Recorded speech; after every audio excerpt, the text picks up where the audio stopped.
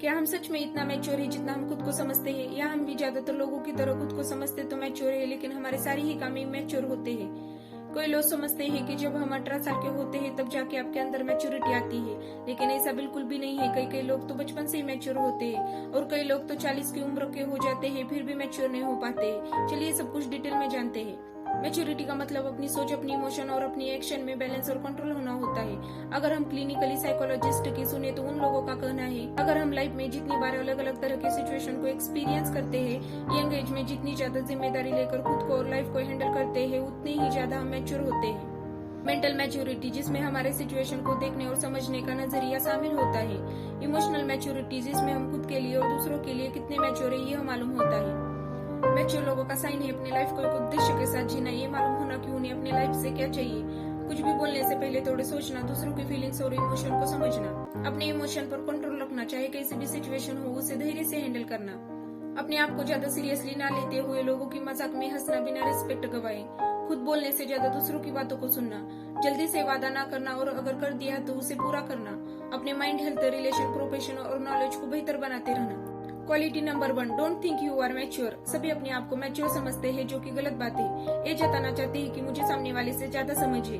यही कारण है कि रिलेशन के बीच में लड़ाई और आर्गुमेंट्स होता है। लेकिन जब भी हम अपने आप को बाकी लोगों की तरह खुद को नॉर्मल समझते हैं तो हम अपने आसपास के लोगों से रिलेट कर पाते हैं। हम खुद को मैच्योर समझने से मैच्योर नहीं होते, बल्कि हमारे एक्शन शो करते हैं कि हम कितने मैच्योर हैं। Number 2, be proactive not reactive. Her situation को हैंडल करने के हमारे पास 2 ऑप्शन होते हैं। या तो हम प्रोएक्टिवली सिचुएशन को आराम से सोच के हैंडल कर सकते हैं, जैसे महेंद्र सिंह धोनी मैच के दौरान करते हैं, या रिएक्टिवली बिना सोचे समझे अपने आप से कंट्रोल खो के रिएक्ट कर सकते हैं, जैसे बहुत ज्यादा एक्साइटेड हो जाना या बहुत ज्यादा गुस्सा हो जाना। Number 3, understand emotion and control them. चाहे इमोशन खुद के हो या दूसरों के, हमें सभी के इमोशन को समझना चाहिए और उन्हें सही तरीके से हैंडल करना चाहिए। हम सब अपने इमोशन को तो अच्छी तरीके से समझते ही है, लेकिन अब से आप स्टार्ट करें कि जो बातें लोग आपसे नहीं कर पाते हैं आप खुद ही उसे समझ सके।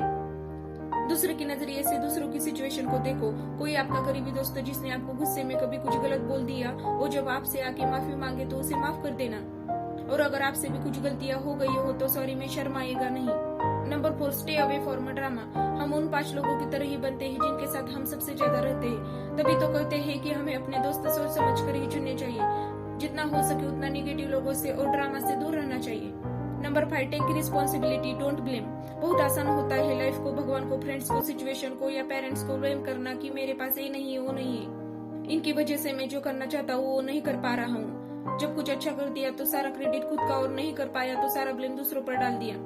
बेस्ट है कि हम अपनी और अपने आसपास के लोगों की रिस्पॉन्सिबिलिटी खुद ले, बजाय उन पे डिपेंडेंट रहने के, उनसे बहुत सारे एक्सपेक्टेशन लगाने के। तो ये 5 क्वालिटी मैंने बताने की कोशिश की है जो ऑलमोस्ट सभी मैच्योर लोगों में पाई जाती है। अगर मेरा ये वीडियो आपको अच्छा लगा हो तो वीडियो को कर दीजिए लाइक और सब्सक्राइब।